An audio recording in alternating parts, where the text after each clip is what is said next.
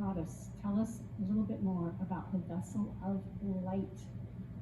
Well, Vessel of Light actually originated from a compilation of my journals during my inner healing journey. Fascinating. And it started 16 years ago. And I came from an extremely abusive childhood, including sexual abuse, neglectful. I lost a kidney from being neglected. I was so broken, and I was wallowing in self-pity all the time. Poor me, why me? And I didn't understand why I'd been through so much. And then I was in a very dysfunctional marriage for 27 years. And so all that brokenness, I didn't know what to do with it, but God did. And so when I would tell my stories, people would encourage me, hey, are you writing a book? Because people need to hear this stuff. They need to be encouraged. They need hope that if you've come through this and you've healed, and I am healed, I'm a whole woman now. Now, I'm not saying I don't sometimes have PTSD if someone sneaks up behind me and scares the bejesus out of me and they might get, punched or something. But I am a healed and whole person.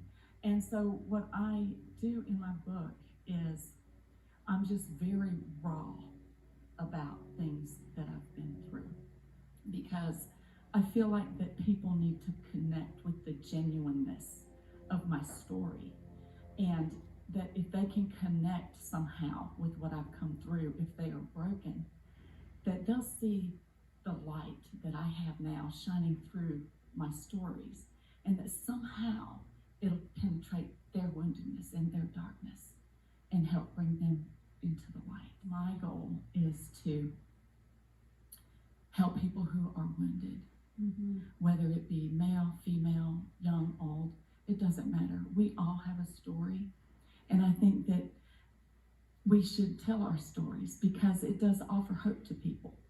My vision is if I can just give someone hope, then maybe they can make it through their terrible day. I want to do these little Vaddess isms. So I come up with these little quotes, and one of them is make eye contact because people need to know they are worthy of your attention. And so when I was teaching and walking down to my car one afternoon, I saw this beautiful teenage girl, 17 years old, and her and her sister were blocking the walkway. And I said, oh, how are y'all doing?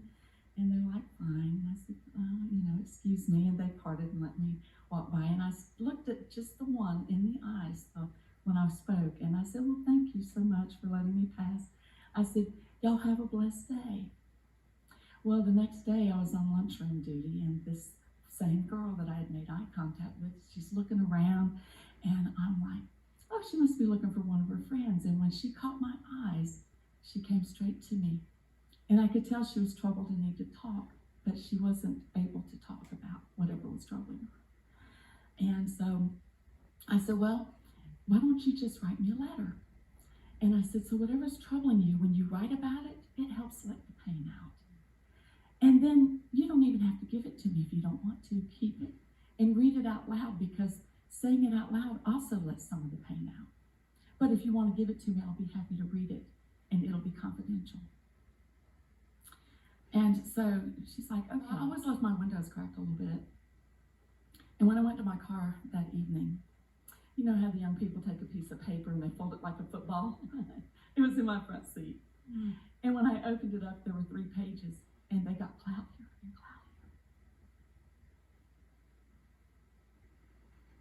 The evening that she met me, she planned on going home and committing suicide because she was raped by a family friend and impregnated by that rape, and she didn't know how to handle it.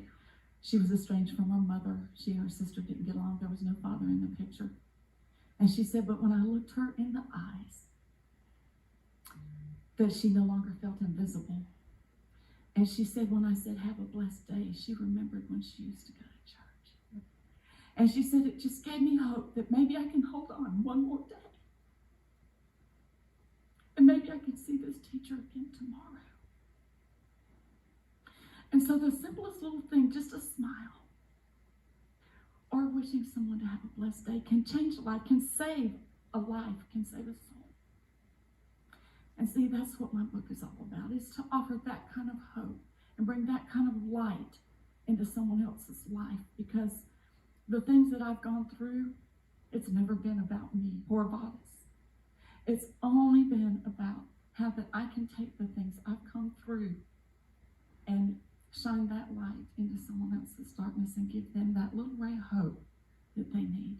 If each one of us could just reach one, man, our lives aren't in vain, right? That seems to be. I said that I wallowed in self-pity for me, going through a lot of stuff. And so this story came into my life and it changed the whole dynamic of my thought pattern and my perspective. So there was a potter walking along a barren road, and he found this ash pile with some trash and a broken vessel on it. And the potter saw some beauty in that vessel and said, I'm going to pick up all those broken pieces and I'm going to take that vessel back to my potter's wheel and I'm going to remake this vessel. And that's just what the potter did. And so when he was finished, he set the vessel up high for all to see. And the vessel was happy to be whole again. But the vessel was confused and asked the potter, why did you leave these cracks in me? And the potter said, so when I put my light inside of you, it'll shine out of the cracks and penetrate the darkness of others. And at that moment, I was totally released of those feelings of self-pity. And I realized that my life has meaning. And, you know, I dealt with suicidal demons for many, many years. And I slept with a butcher knife under my pillow. And I said, if they come in my room one more time, I'm going to take them out. And even though I was a strong believer, I still had that spirit of oppression over me. And so I was going to take a handful of my mom's volumes and lay on my pillow, ask forgiveness, and I'd wake up in heaven and never be abused again. But what I heard when I'm sitting there with those pills in my hand was, Vaddess, pray for a sound mind. And I was reminded of the scripture that the Lord has not given us a spirit of fear, but of power and of love and of a sound mind. And I began to weep and ask for a sound mind, and I didn't take those pills. And so I finally was able to break that curse of suicide, those demons of suicide, off of me. And one of my Vaddessisms is that the dash between the dates of your life should say something spectacular about who you were.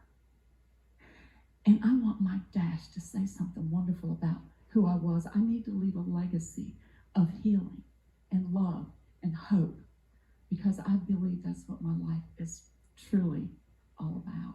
And so I talk about that dash and a movement that I've started with a few people that we are trying to give back. And DASH is an acronym for Display Acts of Selfless Humanity. Now, random acts of kindness is awesome. You remember RAC when it came out? Hey, buy the person at Starbucks that's standing in line behind you in Starbucks. But hey, let's kick it up a notch, okay?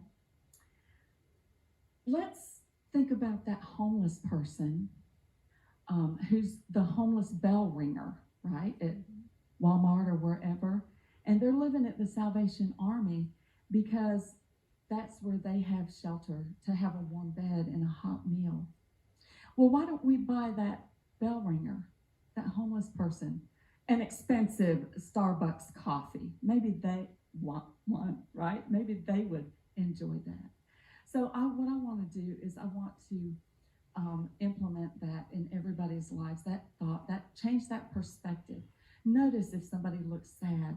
I was at Walmart one day, and this guy was a cashier. He was probably around 21-ish, and I could tell he was really struggling. And people were being mean to him because he was messing up and he was dropping things and stuff. And when I got up to him, I said, hon, I don't know what you're going through, but you know, take your time. Everything's okay. And he burst into tears, and he said, thank you for that. He said, my mother passed away yesterday, and she's on the East Coast, and I didn't have the money to fly to her funeral, and I had to work today. And I said, oh, I'm so sorry that you're going through that. That is so painful. And so when he finished ringing me up, I said, do you mind if I give you a hug? He said, yeah, I really need one.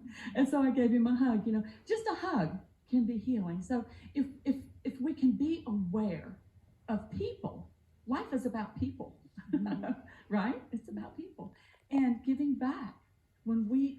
I don't have a whole lot monetarily to give, but I can give hope. I can give a smile. I can give a hug. And you hang around with Shasta long And I enough, hang around with you're her gonna long have enough, plenty I'm of going to have that financial much. Because the resources. more financial resources you have, the more you can sow into people's lives and the more you can sow into that kingdom.